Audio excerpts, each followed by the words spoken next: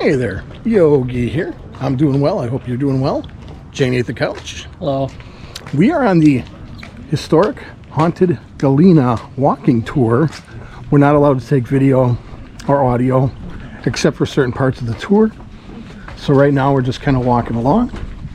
When I can shoot video, I will. And get you some snippets of the tour. So far, so good. So we're about halfway done on the Galena Haunted Walk. Nate, what do you think? A+. A+. Big fan. So far, very good. The guide has been excellent. Good storytelling, pacing it well. And now we're coming back to another stop, so we gotta hit the road.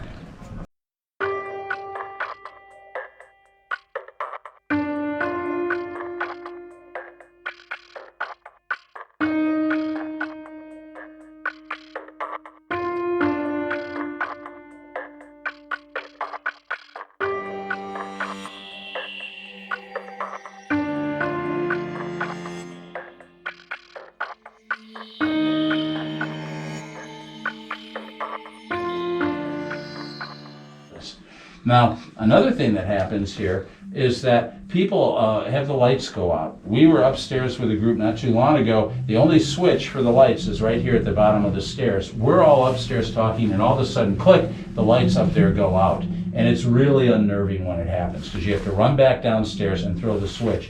Nobody from the group had gone down there, and that's really disturbing. It happened about 7-8 times last year. In addition to that, one night last year, I had a group upstairs. We had come downstairs. Thank you. We came downstairs, and there was 3 girls that came down. The last people that had been upstairs came down from upstairs. And right as they entered this room, something back in this corner yelled, "Ted!" And I thought there was some customer on the tour. I'm like, who's back there? What are you doing in here? And there was no one there. The 3 girls saw this and are just looking at this, the whole scene, completely freaked out. We all packed up and got out of here pretty quick. So this place has been an amazing, amazing site for haunted activity and paranormal activity. Coming in here, people have seen the rocking chair over there by the fire, softly rocking away, or you can hear it a little bit as Dowling sits in his chair and oversees his realm. Now, with that, we're going to head upstairs. The upstairs area was the private area that the Dowlings lived in. We're going to go up a stairwell. It's a little steep, but I want you to watch your step. I do have a light I'm going to turn on so you'll be able to see your way as we make our way up, okay? So with that, here we go. We're in the Dowling house in Galena. It's the oldest house, 1826. Something like that. I want to say. And we're allowed to videotape in here, so we are.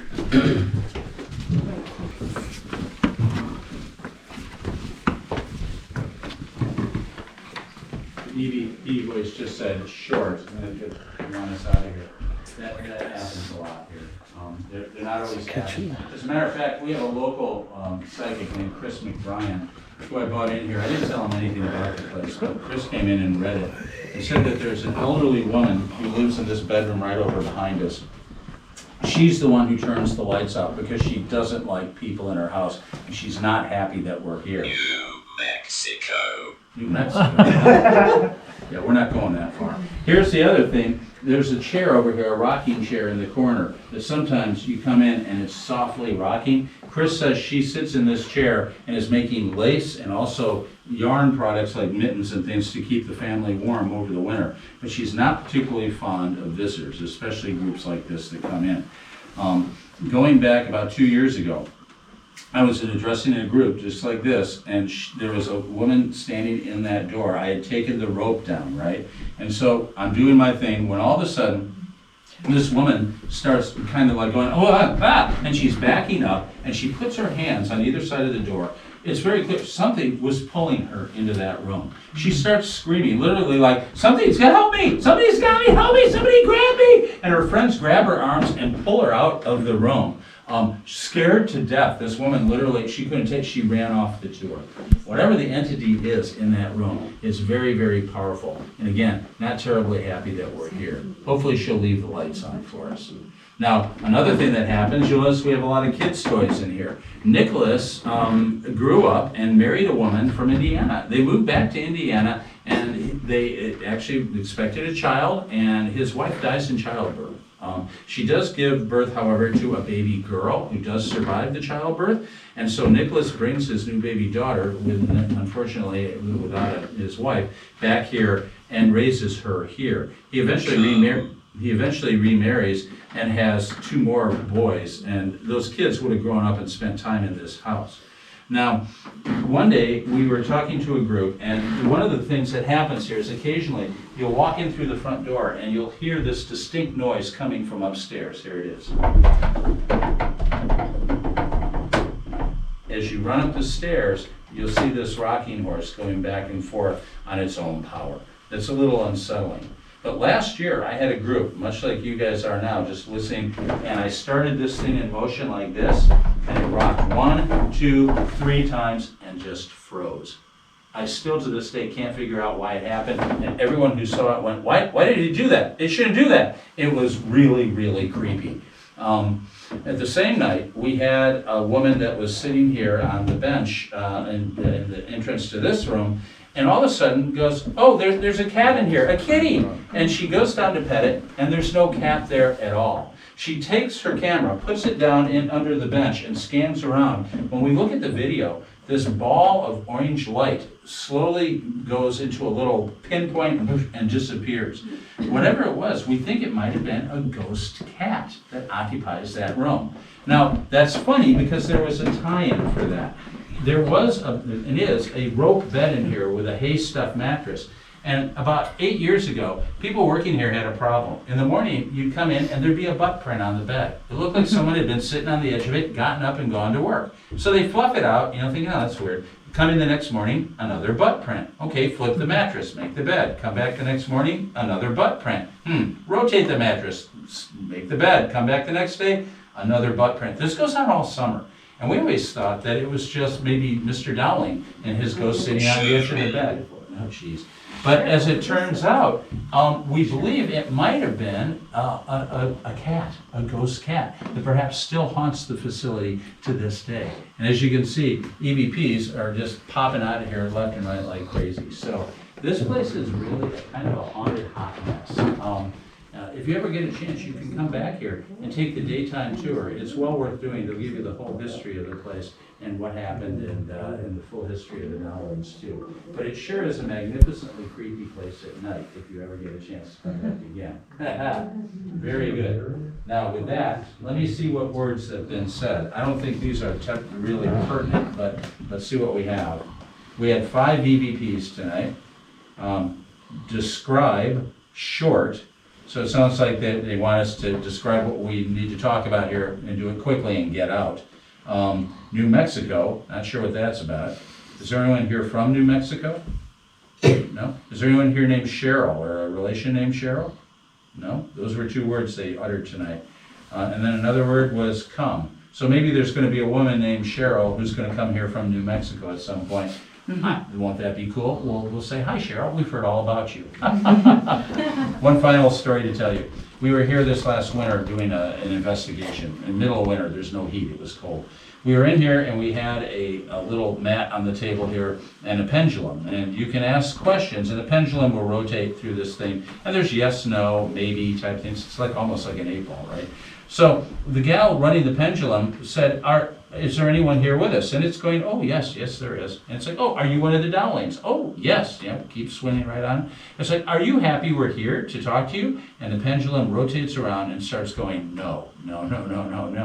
And the person holding the pendulum goes, would you be okay if we stayed here till about 3 in the morning and tried to communicate with you?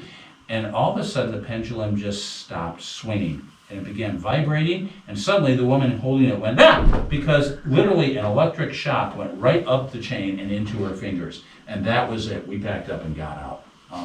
Again, this place is very charged. So I hope you're enjoying yourself. But let's creep on out of here. Here we go. I'm gonna cheat. This series of extra treasure.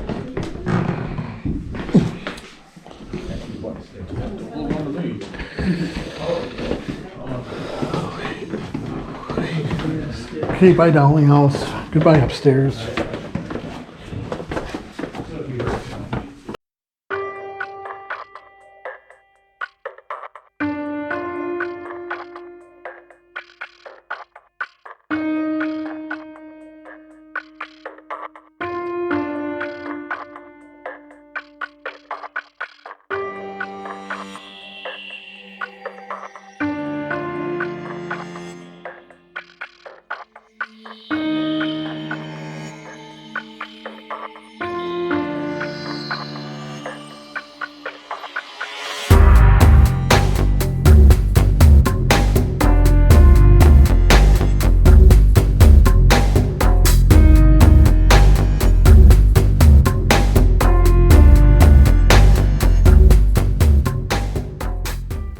All right, just got done with the Haunted Galena night walk. Haunted Galena Ghost Walk? Haunted Galena Ghost Walk. It was pretty darn cool. I mean, it was a lot better than the bus tour we took earlier tonight. We took a bus tour at 6 o'clock, and then we did this walking tour. And this tour was by far better. Oh yeah. The I guy agree. told much better stories. Great guide, great stops, Yep. good storytelling, Yep. interesting phenomena. So. Yeah. And we are now in Galena at night. And I don't know if it was just me being weirded out or if it was something going on, but when we were in the DeSoto here and I was standing in the doorway and they were talking all this stuff about this really violent ghost that hangs out in the bathrooms down the hall. I kept feeling like this anxiety, like something was about to jump me. I don't know. It was really weird. I hadn't had that all night. So maybe he was just a really good storyteller. Maybe I was feeling something in the DeSoto. I don't know. This DeSoto is me the really creeps. cool with the lights and stuff. Oh yeah. I love the lighting. There's our tour guide. He did an awesome job, by the way. Thanks, everybody, and thanks for coming, guys. No problem. Hopefully Thank we'll you. see you back in Galena here before too long. And It was I really wonderful. felt like something was about to jump me up there in that hallway where the women's room was. No. I don't know if that was just some anxiety No, I was no. feeling or Our psychic I haven't medium. had that all night. Our so. psychic medium, Chris.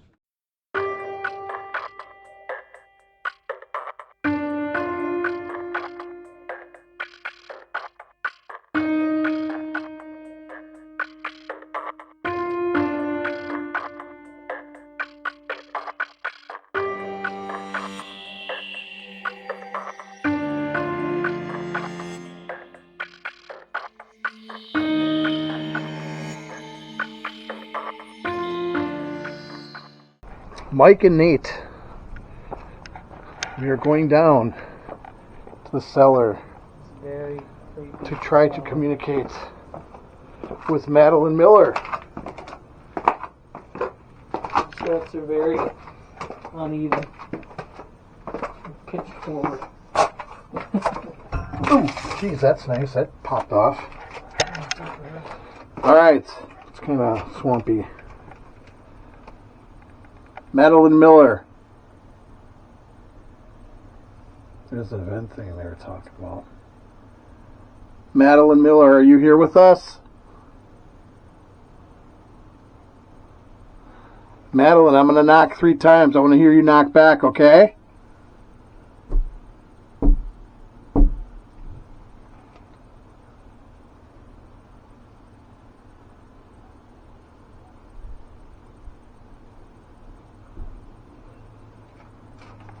Did you hear that? What? I heard a knock. From inside? Sounds just like when you knocked on the door. Madeline, I'm going to knock again.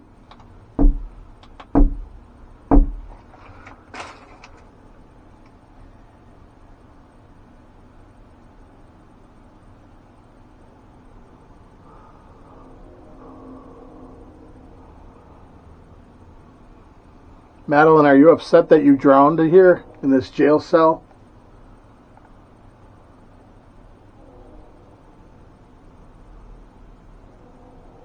We got some money for the alcohol if you want to come out and talk to us. Get you some liquor.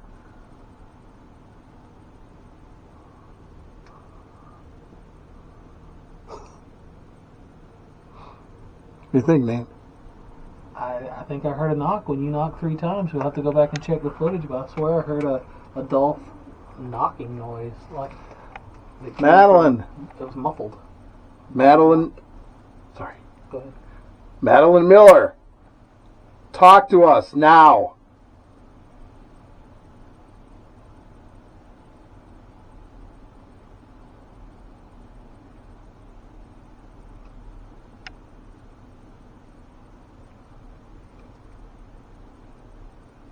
Are you afraid of us, Madeline?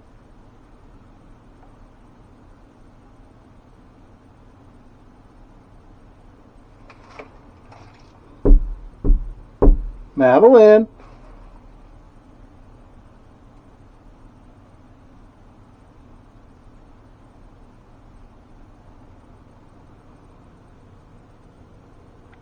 You're really letting us down.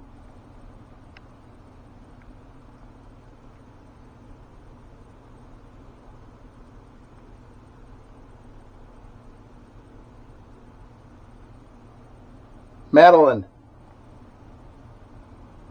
Madeline Boozehead Miller.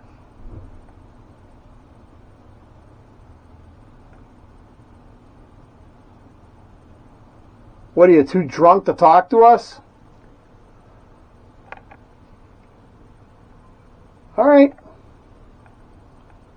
I'm going to give you to the count of 5, Madeline. I'm going to knock one more time, and if you don't answer by knocking back, we're going to know you're fake. You don't exist. You're not real.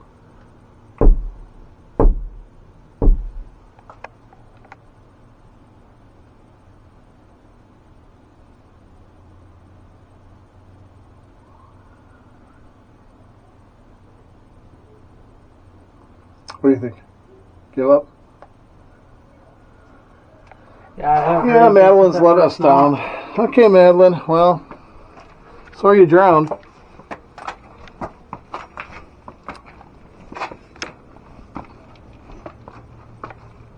All right. So that was Galena, Illinois. That was the apparently Madeline Miller drowned in her cell down here at the bottom. But we were told to come back here and do some knocking. We did. We didn't see nothing. So, on to the next one, I guess.